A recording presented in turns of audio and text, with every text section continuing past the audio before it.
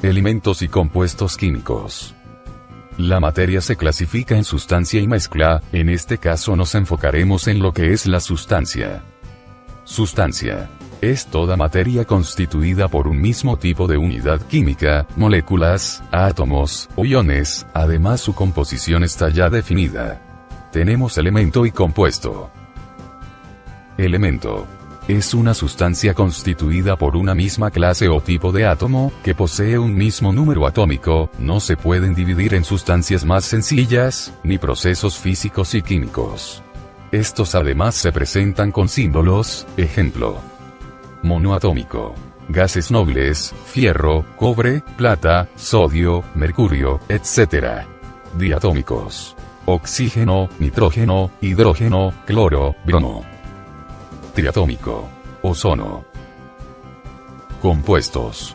Son sustancias formadas por moléculas, o unidades fórmulas, estos se representan usando fórmulas.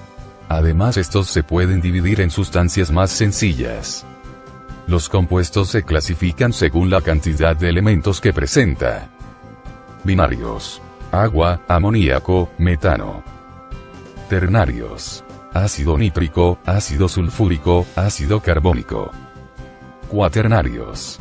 Bicarbonato de sodio. A continuación veremos el documental completo. El planeta Tierra, una masa rocosa en constante cambio, flotando en el espacio.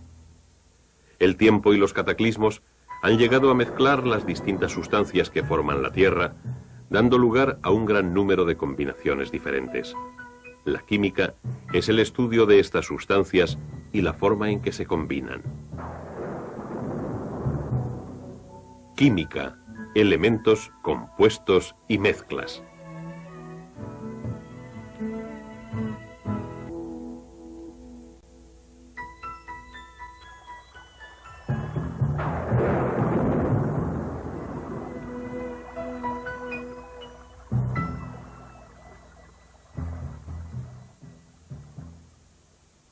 Una gota de lluvia es algo más que simplemente agua. Si observamos más en profundidad, podemos ver que junto con el agua existen pequeñísimas partículas que poseen sus características propias. Si miramos más de cerca, veremos que muchas de estas partículas se componen a sí mismo de distintas partes separadas. Al igual que la gota de agua, estas son también mezclas, sustancias con partes que mantienen sus propias características. La mayoría de los materiales que se encuentran en la naturaleza son mezclas.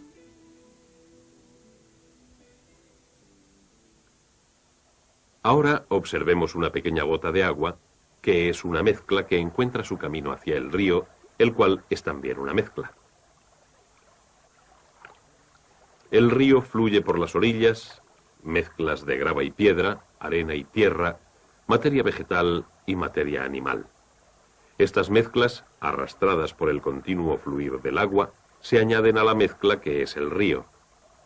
Los seres vivos también forman parte de esta mezcla, interactuando con ella, pero manteniendo todavía sus identidades separadas.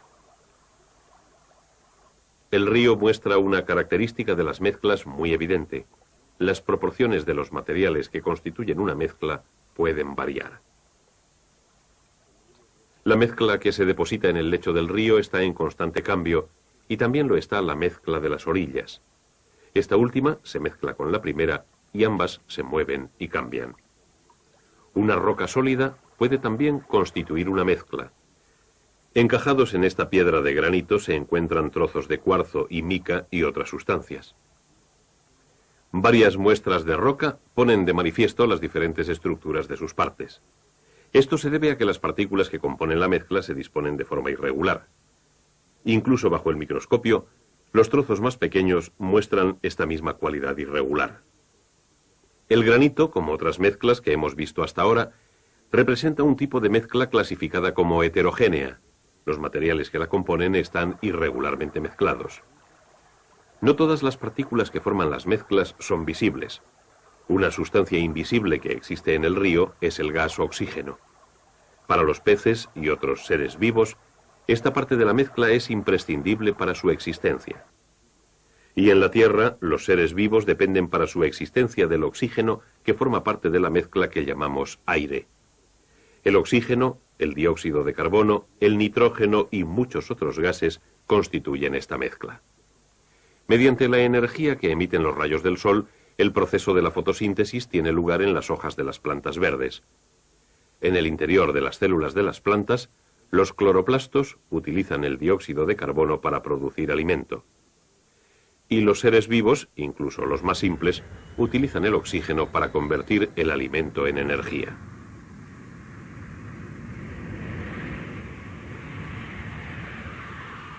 Los seres humanos dependemos del oxígeno para producir la combustión. La combustión hace funcionar los motores, caldea las casas, hace funcionar los procesos industriales y añade sus propios residuos como parte visible de nuestra mezcla atmosférica. El agua también forma parte de esta mezcla atmosférica, visible en forma de nubes, niebla, lluvia o rocío, o invisible como un gas, vapor de agua. La mezcla del río contiene algunas partes tan pequeñas que no se ven, y que son parte de la tierra que flota con el río y de las rocas bañadas por este. Con el tiempo, el río vierte su mezcla de sustancias visibles e invisibles en el mar.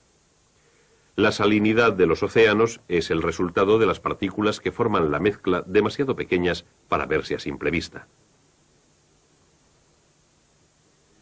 Si tomamos una pequeña muestra de agua del mar y dejamos que se evapore, las partículas invisibles que forman parte de la mezcla se unen y forman cristales de sal lo suficientemente grandes como para que puedan verse. Pero cuando los cristales de sal se mezclan con el agua de nuevo, se disuelven. El agua y la sal forman una disolución. Una disolución es una mezcla, pero es diferente del tipo de mezcla que constituye el granito. Las distintas muestras de granito difieren en sus composiciones. El granito es una mezcla heterogénea. Pero en una disolución las partes que la forman están distribuidas por igual. Una disolución es una mezcla homogénea. Todas las muestras de disoluciones contienen la misma distribución y cantidad relativa de materiales. De esta forma, desde una gota de lluvia hasta un gran océano, hemos visto hasta ahora sobre este tema que las mezclas constituyen la mayor parte de la materia de la Tierra, algunas de las cuales son heterogéneas, con partes desigualmente distribuidas, y otras son homogéneas, con partes igualmente distribuidas. Puesto que las partes de una mezcla mantienen separadas sus identidades, sus propiedades físicas pueden utilizarse para separarlas. La sangre, por ejemplo, es una mezcla de células, plasma y muchas otras sustancias. Un hematólogo podría querer separar solo los hematíes de esta mezcla. Estos son más densos que cualquier otro componente de la sangre, de forma que se puede utilizar esta propiedad física para producir la separación. Lo podemos hacer mediante la centrifugación. La fuerza centrífuga atrae los hematíes más densos de su distribución casi homogénea de la mezcla y los concentra en los extremos de los tubos de ensayo en la centrifugadora. Otra propiedad física que se puede emplear para separar las partes de una mezcla es el punto de ebullición. En la destilación se emplea esta propiedad. Cuando una mezcla contiene una parte que es un líquido, como el agua de mar, podemos entonces simplemente hervir esta parte que se transformará en vapor, y así se recondensará como agua desalinizada. Mientras que solamente una parte de la mezcla de esta agua de mar es un líquido, algunas sustancias como el petróleo crudo son mezclas de varios líquidos. Y la habilidad de los petroquímicos para separar esta mezcla en sus diferentes partes comercialmente importantes es la base de la multibillonaria industria petrolera.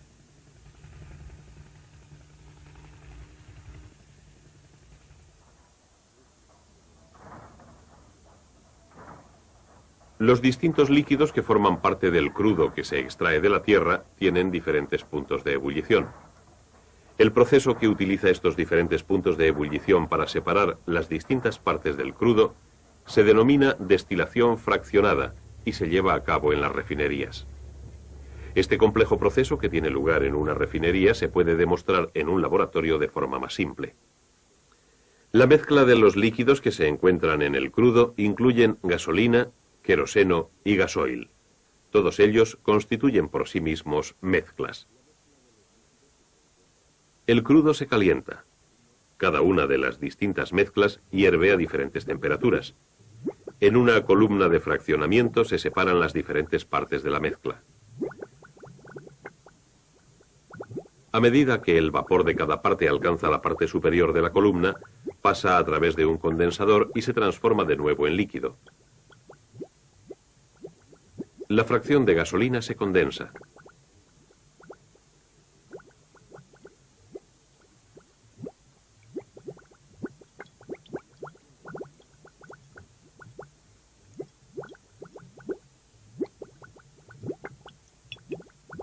También la fracción de queroseno.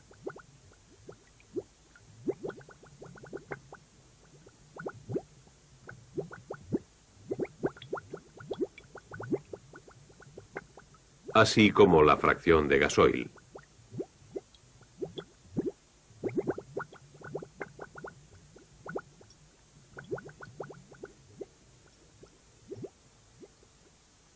De esta forma se puede separar una mezcla aprovechando las ventajas de las diferencias de las propiedades físicas de las distintas partes. En nuestra demostración, las partes que hemos extraído de la mezcla que forma el crudo eran asimismo mezclas que se pueden separar aún más. Pero si destilamos repetidamente el agua del grifo, obtendríamos una sola sustancia pura, el agua.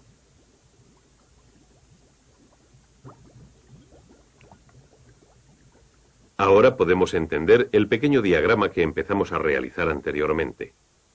La materia consta parcialmente de mezclas, así como de sustancias puras. No se pueden emplear las propiedades físicas de una sustancia pura para separarla en distintas sustancias. Para separar una sustancia pura como el agua en sus distintas partes se necesitan cambios químicos y no físicos. Una forma de producir un cambio químico es por medio de la electricidad. Si vertemos agua en un aparato como este, podemos producir una corriente eléctrica a través del agua entre los dos electrodos. Esta vez, el burbujeo no es el resultado de un cambio físico en el agua, sino de un cambio químico. Se están produciendo gases en cada electrodo.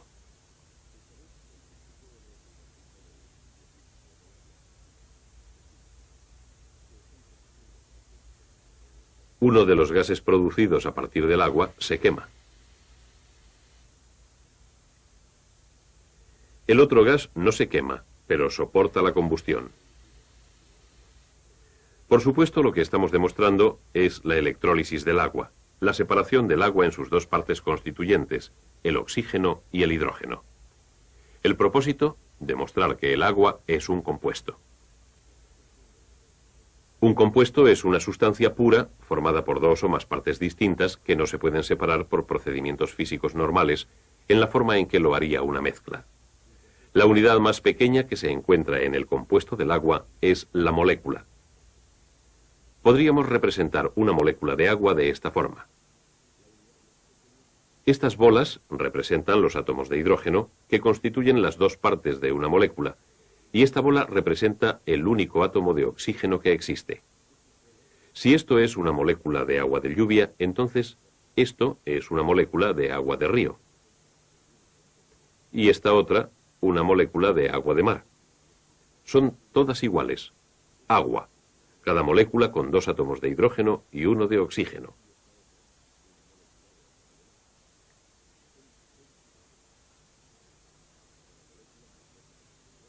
Cada compuesto diferente tiene su propia combinación de átomos. En cada muestra de cualquier compuesto, las proporciones de los átomos y su disposición es siempre la misma. Así podríamos describir cualquier molécula de agua como un átomo de hidrógeno, un átomo de oxígeno y un átomo de hidrógeno, o con símbolos químicos con subíndices por medio de la fórmula común H2O.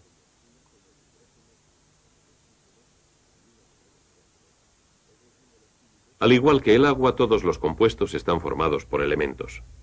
El hidrógeno y el oxígeno son elementos, unidades básicas de materia pura que no pueden separarse o transformarse en otros elementos mediante reacciones químicas.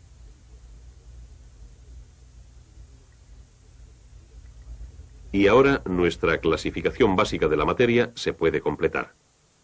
Existen mezclas, tanto homogéneas como heterogéneas, así como sustancias puras, las cuales son de dos tipos: compuestos y elementos.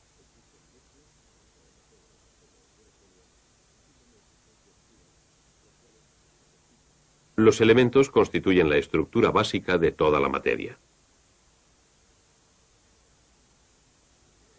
En la Tierra se producen de forma natural menos de 100 elementos distintos que se encuentran casi siempre en los compuestos y en sus mezclas. Para poder extraer el elemento puro, se requiere normalmente un cambio químico.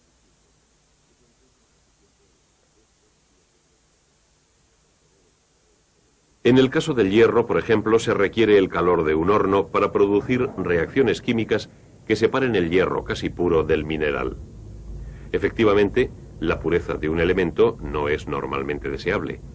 Existen otros elementos que se mezclan generalmente con el hierro para producir un metal de más utilidad, como por ejemplo el acero. Incluso después de que se haya procesado el elemento silicio hasta su máxima pureza, se tienen que añadir impurezas seleccionadas para proporcionarle las propiedades deseadas. La impureza controlada del silicio en los pequeñísimos chips de los semiconductores afecta a las propiedades del silicio y hace posible el papel básico de este en los circuitos de los microordenadores. El silicio, como muchos otros elementos, posee sus características propias. Las propiedades de un elemento sirven para identificarlo. Por ejemplo, podemos determinar si en esta roca se encuentra oro en estado puro o si estos puntos brillantes son otra cosa. Parece oro, pero esto no es suficiente. Un geoquímico podría comparar las propiedades de una pequeña muestra con las propiedades de otras sustancias, incluido el oro. Por ejemplo, ¿a qué temperatura se funde?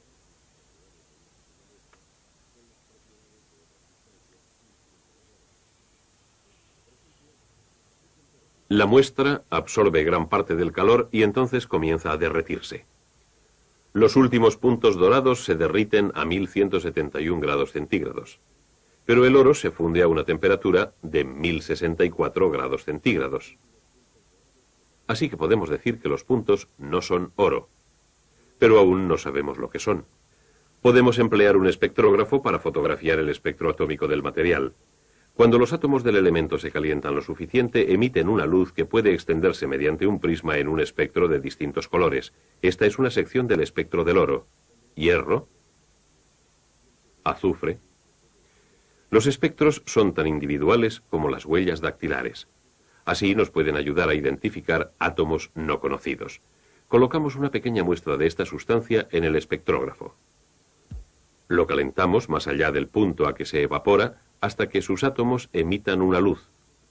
Entonces fotografiaremos el espectro de la luz de nuestra desconocida sustancia.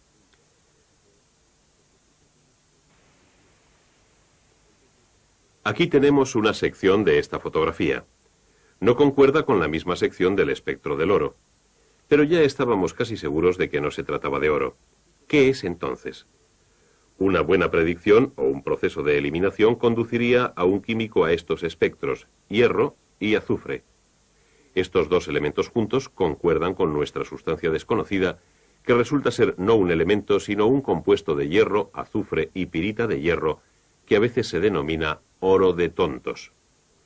Así pues, aunque los elementos hierro, azufre y oro son muy diferentes en sus propiedades, sus átomos, como los átomos de todos los demás elementos, están constituidos por las mismas partículas subatómicas, protones y neutrones, que solamente se encuentran en un núcleo central, y en los distintos niveles de energía fuera del núcleo, los electrones. Existe una única composición de protones y electrones, más un número variable de neutrones para cada tipo de átomo. Cada estructura atómica forma un elemento en particular. Las similitudes que existen en la ordenación proporcionan a determinados grupos de elementos propiedades semejantes, y las diferencias les proporcionan propiedades diferentes. Por ejemplo, el cobre, al igual que muchos metales, posee un lustre o brillo. También el sodio. El cobre y el sodio comparten esta propiedad con la mayoría de los metales debido a ciertas similitudes en su estructura atómica. Pero el sodio es mucho más blando que el cobre porque la estructura atómica de cada elemento le aporta unas propiedades distintas. Esta es la razón por la que el metal sodio reacciona violentamente con el agua, mientras que el cobre no. ¿Por qué el cobre es resistente a los cambios climatológicos, mientras que el hierro se oxida? ¿Y por qué gran parte de los no metales, como el hidrógeno y el oxígeno, son gases? Y así, elementos reaccionan químicamente para formar compuestos como el agua. Los compuestos y los elementos combinados físicamente forman mezclas como el agua de mar y las rocas.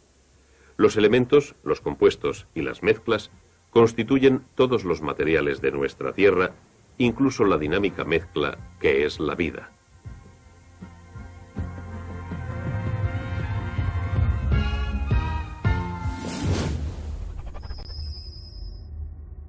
Una masa rocosa en constante cambio, flotando en el espacio. El tiempo y los cataclismos han llegado a mezclar las distintas sustancias que forman la Tierra, dando lugar a un gran número de combinaciones diferentes. La química es el estudio de estas sustancias y la forma en que se combinan. Química, elementos compuestos. Estos se clasifican según la cantidad de elementos que presenta. Binarios: agua, amoníaco, metano. Ternarios: ácido nítrico, ácido sulfúrico, ácido carbónico. Cuaternarios: bicarbonato de sodio. A continuación veremos el documental completo. El planeta Tierra. Mercurio, etc. Diatómicos: oxígeno, nitrógeno, hidrógeno, cloro, bromo. Triatómico: ozono. Compuestos: son sustancias formadas por moléculas o unidades fórmulas, estos se representan usando fórmulas. Además, estos se pueden dividir en sustancias más sencillas. Los compuestos: elemento y compuesto. Elemento es una sustancia constituida por una misma clase o tipo de átomo, que posee un mismo número atómico, no se pueden dividir en sustancias más sencillas, ni procesos físicos y químicos. Estos además se presentan con símbolos, ejemplo: monoatómico, gases nobles, fierro, cobre, plata, sodio. Elementos y compuestos químicos. La materia se clasifica en sustancia y mezcla, en este caso nos enfocaremos en lo que es la sustancia. Sustancia es toda materia constituida por un mismo tipo de unidad química, moléculas, átomos o iones, además su composición está ya definida.